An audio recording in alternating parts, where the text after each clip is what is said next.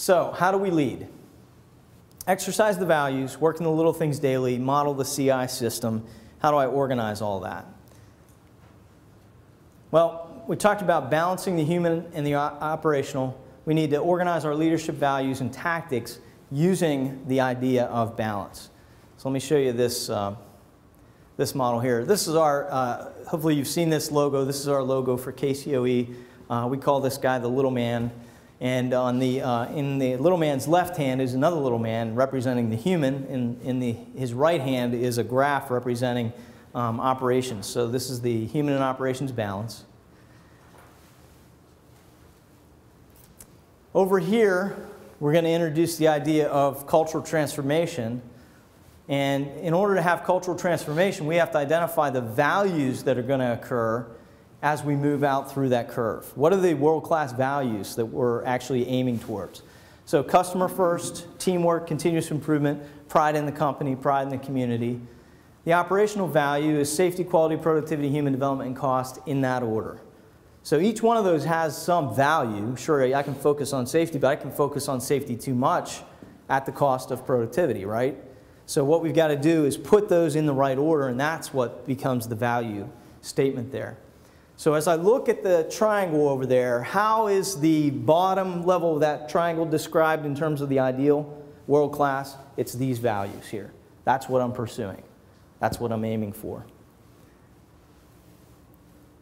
But we need some way to organize our daily leadership movement, the tactical stuff that we do every day. And that's where this model comes into question. And the question is, where do I need to be today? So on the human side, we organize around the 3 Gs. Let me make sure I get the right one first here.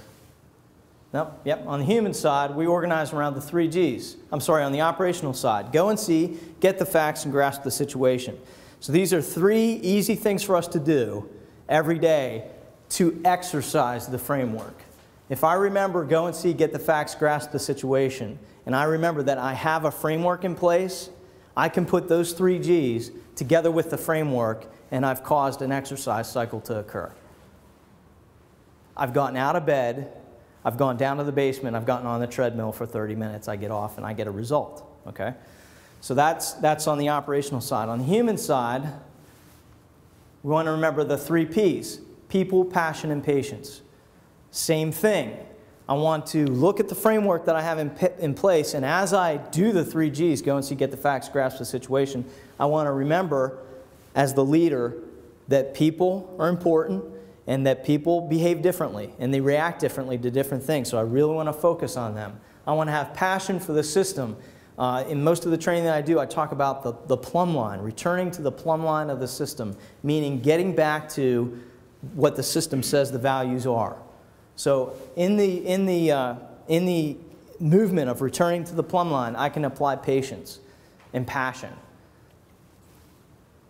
So how do you exercise these values? You go to the framework that you've built, you ask yourself the question, where do I need to be today? And then you exercise the 3 Ps and the 3 Gs around the framework. I introduced this idea of working in the little things and modeling the CI system. There's a parable that I like to talk about. It's called the Shrewd Manager, the parable of the Shrewd Manager. So there's an owner and he has a manager. And the owner goes away and the manager begins to realize that, that there's a lot of unpaid debt in the owner's business. And so the owner says, hey, we got to get this debt taken care of. And so the shrewd manager realizes that he's probably going to get himself fired because of all the bad debt that he's created around him. So he goes out to each of the owner's debtors and he says, I'll cut your debt in half. Okay? And so they say, sure, that sounds great. We'll pay our debt because you've cut it in half. Well, what was he doing? Was he trying to retain his job with the owner, or was he trying to make sure he had a job whenever he got fired? He was trying to maintain his job whenever he got fired. He was trying to cover all of his bases. He was the shrewd manager. The moral of the story is that the shrewd manager was shrewd in a negative sense before he ever left the owner's organization. We probably have folks like that in our own organization as well right now, right? Okay? So, and the real moral of the story is that because the shrewd manager was like that, in the everyday things that he did, the little everyday things that he did, that whenever something big came along, like these huge debts that had to be settled, then he behaved the same way. So go back to your cultural triangle model, okay? The values that had been exercised in the shrewd manager were greed, love of money, love of power, as opposed to the things that we need to be exercising, which are the world-class values. So you got to stop and ask yourself a question right now. In my own organization, what are the values that are being practiced?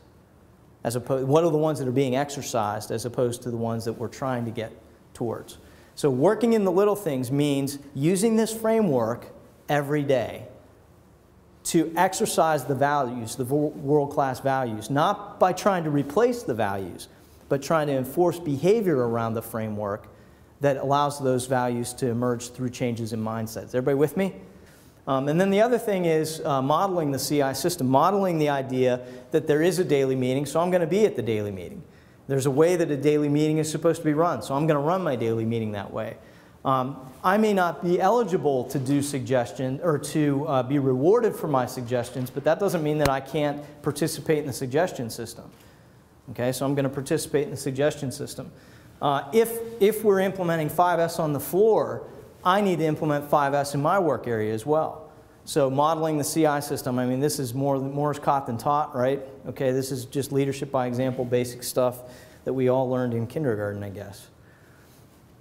So remember this model, where I need to be today, and we need to be flexible enough to move to the top or front line, depending on this question. How can I help my team member, my team, the team above, below, and side to side succeed?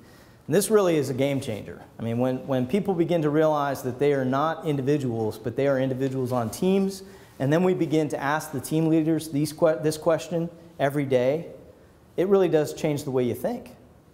I know it does because I've watched it in my own team. It's changed the way that we think. How can I help my team member, my team, the team above, below, side to side succeed? So this could be a picture of a team. This could be your team in the green and all the teams around it. It might be your company in the community. Doesn't matter. That question applies to any one of those things. And in combination with that model, so what do I need to do to help my team succeed? And then where do I need to be today?